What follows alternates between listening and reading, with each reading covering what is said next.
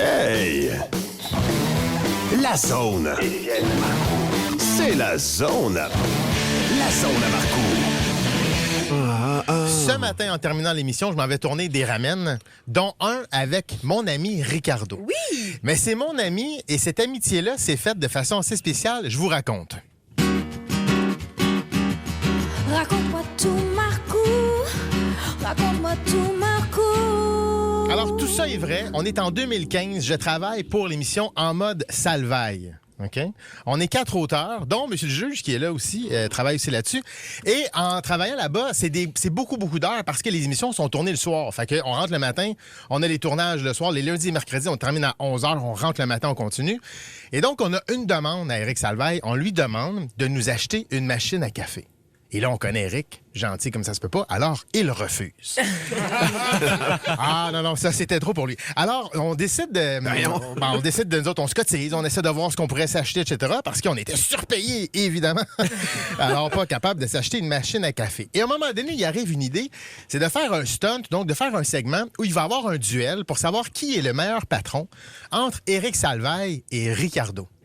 Et là, ça naît comme ça. On décide de lancer donc des idées pour que Éric filme des initiatives qu'il prend dans sa compagnie. Ouais. Et Ricardo le fait de son bord. Parce qu'à cette époque-là, Éric Salvaille, il possède une compagnie de production. Absolument. Il fait plein de shows télé partout à travers le Québec. C'est une grosse entreprise. C'est une grosse entreprise. Et donc, on lance ça. Et moi, je suis en colère parce que les initiatives qu'il prend, c'est complètement faux. Ah ouais? Absolument. Par exemple, il fait venir des massothérapeutes en disant, regardez, moi, je fais masser mes employés sur leur heure du dîner. Fuck all. Ils sont là 5 minutes, ils en massent 2 puis ils s'en vont. Personne n'a accès à ça. Il organise un voyage à New York, je le mets entre guillemets. En fait, c'était ses amis qui travaillaient là. C'était booké bien avant la création de ce stunt-là. C'est complètement faux. Et moi, ça me rend dingue. Et donc, je me glisse dans le bureau d'une recherchiste et je vole le numéro de cellulaire de Ricardo. Je l'appelle, je lui explique la chose et je lui dis, regarde bien, je vais devenir ta taupe. Je vais te dire toutes les initiatives que Ricardo va vouloir prendre. Toi, qu'Éric va prendre. Et toi, fais systématiquement mieux. Il fait parfait, j'embarque.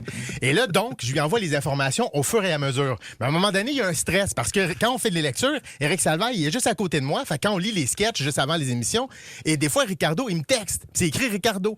Fait qu'à un moment donné, je veux plus prendre de chance. J'envoie un document à tout le monde avec nos noms de code. Ricardo, ça va être succulente brioche.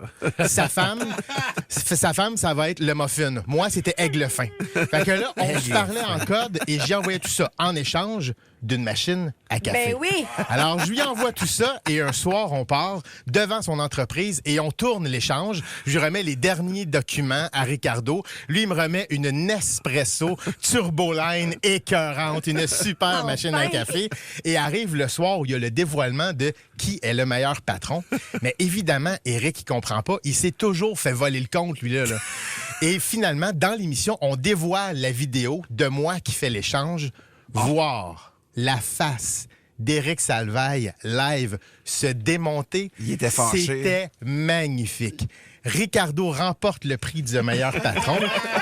Et le lendemain, Éric passe devant moi puis il me dit, tu sais, Étienne, va falloir un jour que je t'explique comment ça marche le monde du showbiz.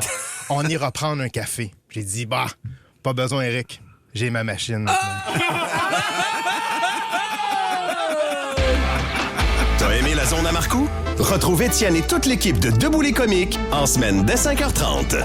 96.9, c'est quoi?